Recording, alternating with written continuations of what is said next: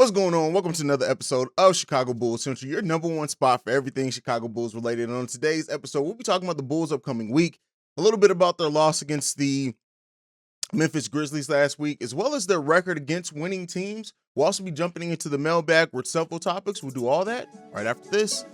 You are now tuned in to Chicago Bulls Central. All right, so as Bulls fans know, they had a tough loss against the Memphis Grizzlies in which they battled back in the fourth quarter, but the comeback just fell short. And it ended on a a shot attempt by DeMar DeRozan, in which, like I said, it should have either been a foul or it should have been a jump ball. Something should have been called there. And for Bulls fans, especially like one of the viewers, Keith, who watches this a lot, who don't understand what ball movement is, ball movement doesn't just rely on the fact that DeMar DeRozan didn't pass the ball. It's more than that. To pass the ball, right, people have to move. You have somebody just standing still, which they did on that last play. If DeMar would have tried to pass out of that, more than likely it probably would have been turned over. But with that being said, a lot of the things that we're seeing with the Bulls are things that I've been talking about for a while, is the lack of ball movement. That is the biggest thing. One of the common things that you see with this Bulls team is big third quarters that get thrown away. And then on top of that, when crunch time really comes, there is no ball movement. There's no ball movement at all. You want to see those two things improve. With that, and the game, it was such electric, right? And it felt like the Bulls were going to come back and win that game. It really did feel like it. They came up short. Ja Morant is a great player. I love seeing Ja Morant play. But it just sucks when it's against your team, right? And overall, this Bulls team, and we'll get into that, right? Fuck it, let's go ahead and talk about it now.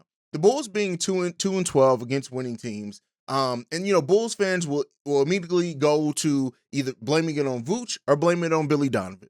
The thing that I want to say with Vooch is that it's easy when Vooch has tough games to blame everything on him, but the Bulls' problems doesn't rest just on him. There are some structural issues, and this is things that I've talked about on live streams before. There are some structural issues just in the game plan. Now, that is more towards the coach. I do have issues with Billy Donovan's adjustments. In a big way, the adjustments are a big reason, or a big issue I have with the Bulls team. And their coaching, I just don't feel like Billy Donovan always makes the right adjustments. And even if you look at the end of that Memphis Grizzlies game, the play that was called, you had Kobe White inbounding. First of all, Vooch shouldn't have been in the game in that crunch time, in my opinion.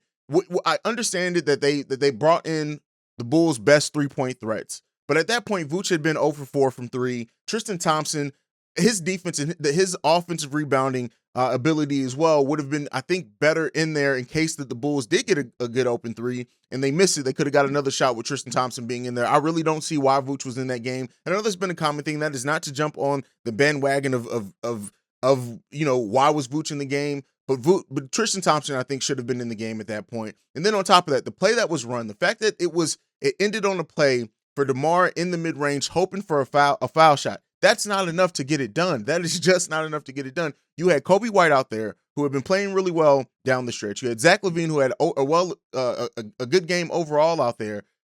You should have run a play for one of those at the three-point line. I get it. DeMar's been the king of the fourth. I understand all that, but that is a coaching issue. As far as Bulls fans jumping on the Vooch hate, it's just going to be something that happens. We know Vooch started off the season not playing good. He had a great stretch, then he started playing not good again, and then he's had another great stretch before the last 2 games. Vooch is going to work himself out. But one thing that I always want to point with is that Vooch, in the top 10 statistical category of his position, you're not going to replace Vooch with much. And it's easy when you're looking at a player that you don't watch every day, right? To say, oh, well, such and such player could have done better.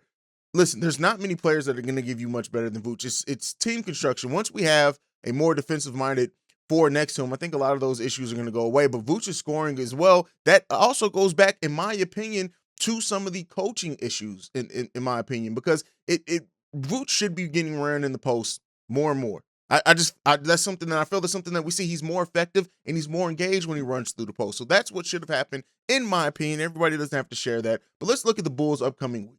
So the Bulls have the Heat today. We have Atlanta Thursday and the Bucks Friday. These are all right now playoff teams. And like I said, this next stretch, not even just this week, really the next 10 games are all going to really tell where the Bulls sit. Wherever the Bulls sit in the playoff run by the end of that is probably where they're going to remain. So, this whole thing of the Bulls being top of the East, this run, like I've been saying, seeding doesn't matter to me. Getting healthy matters to me. But we're really going to see and be able to match up against better teams and better competition and see where we really sit amongst the other top teams in the NBA. This stretch is going to be important for the Bulls. It's going to be important for how they play, important for how this is a string of playoffs atmosphere games that the Bulls have, not just this week, but in the even the games after that. Seeding, for those who worry about seeding, don't be shocked, right? Do not be shocked if the Bulls are fourth by the end of the next 10 days. Don't be shocked if they're fourth, and then they stay there for the rest. We'll see if they go on a run once everybody gets back healthy, but don't be shocked. But even with that being said, still, when the Bulls are fully healthy, let me be clear, they have the ability to beat anybody in this league, but they need to show it. This next stretch of games, the Bulls have to come in and really show the fight. They have to show the execution, the ball movement, the being active on both sides of the ball. All those things need to come true in the next week, but also the next 10 to 15 games as well. It's not getting easier from here to the beginning of the playoffs for the Bulls at all. Nothing's getting easy. And like I said, somebody asked in a live stream, I believe it was a live stream after the Memphis game, who do you see as a surprising first round exit? And while I don't see the Bulls as a first round exit, let me be clear. If the Bulls end up facing the Cavs in the first round, that is going to be a very tough first round. Now, I trust my Bulls to be able to pull it out, but that's going to be a very tough round for the Bulls. The Bulls need to get their shit together. And that's by everybody on every level. That is the coaching staff. That is the players when they need to stop standing out there and being spectators at certain times. There are some things wrong with this team that we have the capability to fix. We also have players getting back healthy, and that's going to be some key things. We've never seen this team fully healthy, right? So we're key to see that. What does the front line of Patrick Williams and Vooch really look like for an extended period of time? What does Patrick Williams do to cover up some of Vooch's, his faults?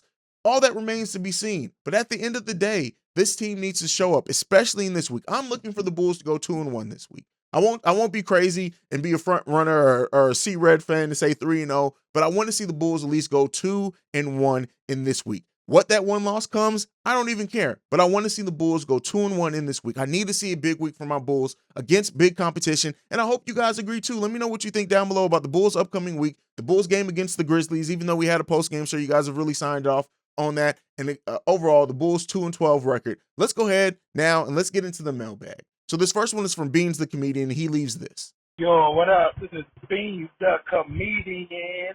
Just want to come to check in with you, bro. Last night against Atlanta, bro, Tristan Thompson, man, I thought this dude, bro, like, he's legitimately what we needed off the bench. You know what I'm saying? And then I think by him being there, that's going to put a lot of pressure on Boots to get better because Tristan Thompson is a starting center in this league. You know what I'm saying? So, I mean, Boots could probably move to the bench if he, you know what I'm saying, if he don't get his shit together. You know what I'm saying? Because Tristan Thompson can easily become the starting center for the Bulls. You know what I'm saying? So he showed his ass last night. 11 points or something like that, right? 6 boards. You know what I'm saying? Solid on D. Tristan Thompson doing Tristan Thompson things, and that's what we need. So that's all I wanted, man. Just give me your thoughts. Peace. Okay. So I've heard a lot of this from Bulls fans. We got to stop overreacting to small sample sizes. Listen, Tristan Thompson is not going to be the starting center of this team. It's just not going to happen. There's no shape, form, or fashion in which Tristan Thompson, with Vooch fully healthy, takes over the starting center position of this team. We got to stop going too hard into, short-term things. Yes, Tristan is playing great in his role, and his role is coming off the bench. Tristan Thompson is not going to take Nikola Vucevic's starting position. As really good as Tristan Thompson is, and as much as I do like what we've seen from him in the 2 games he's played so far, he does not offer the passing. He does not offer nearly the threat of scoring on the inside, and damn near not the shooting ability of Nikola Vucevic. There's no shape, form, or fashion in realistic world in which Tristan Thompson takes over the starting position from Nikola Vucevic when he gets hurt. And that's not to come down just on Beans. It's just Bulls fans do this, and fandoms of all teams do this. It's not going to happen. We got to stop that. Tristan is playing great in his role. I do want to see Tristan get more minutes. Tristan Thompson should have been in the game in that crunch time against the Memphis Grizzlies, period. And that's not to say you should start over Vooch, but when you look at what was happening in that game, Vooch had been cold, and I already said it, but Tristan Thompson should have not only gotten more minutes in the game against the Grizzlies, he should have been in that last couple of minutes. That's just my opinion. But yes, Beans, I love you, bro. And thank you for the support of the channel. But no, Tristan Thompson is not going to be our starting center. Let's get into the next one. This one's from Jamal. What's up, Haize? It's your boy Jamal back again. Another voicemail for you, man.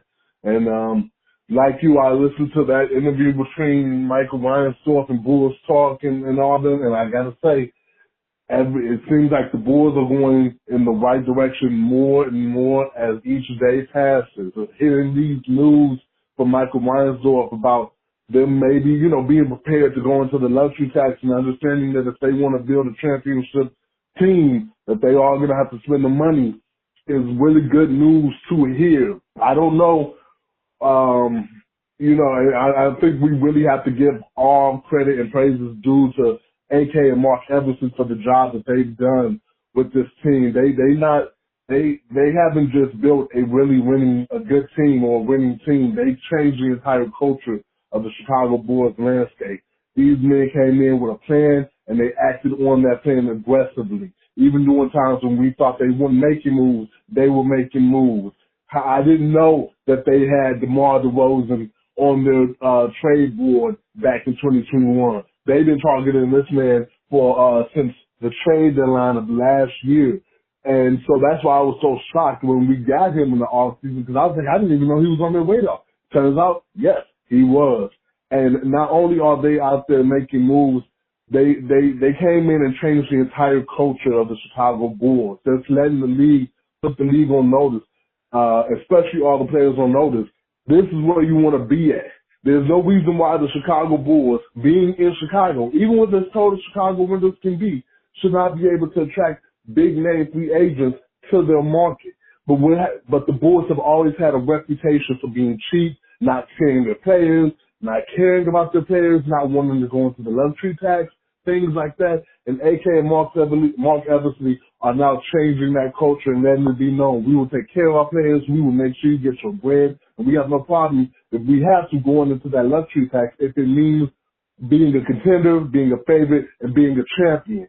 And that is something that is really excellent and great to hear. And that's what's got me so excited for the future of the Chicago Bulls. Let me know what you think, man. As always, see where and go Bulls. And Jamal shares a lot of my sentiments as well with this one. After listening to that Michael Reinsdorf interview, the one thing that I left away with that saying is that it's good and it's going to feel good to see the Bulls operating as a large market team. The Chicago is one of the largest markets in the NBA. I think I know we're top 5. I honestly think we're like number 3.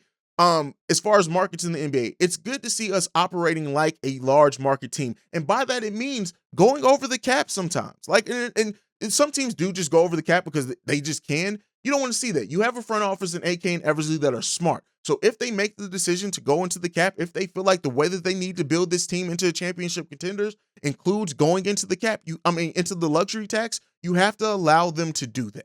And it's good to see and to hear some homage being paid to that, right? And, I know some Bulls fans are pessimistic because of the years that we've dealt and been fans of this team, are pessimistic about if that's actually going to come to fruition. It's all going to be shown in this offseason. The one thing with this Bulls team, regardless of wherever we sit at the end of the season, at the end of the playoffs, no matter where we're exited, is that the Bulls have a great base to build off of and to continue to build a contender. So with that being said, Zach's extension and what they add to this team, right? If they're not cheap with signing other players to extensions to keep certain players here, all those things being said, it's going to be proven shorter rather than later what this franchise is really willing to go into the luxury tax for a contender. So we're going to see all that very, very shortly. And I, for one, can't wait to see it. Let me know what you guys think down below. Let's get into this last voicemail, and this one's from Shay.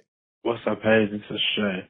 I've been thinking, man, there's a guy by the name of DJ Wilson. Do you think the Chicago Bulls should take a look at him and at least bring him onto the team for some insurance? Now, look, I know what you said. We have to say we just got to get healthy, but, he could be good for some insurance.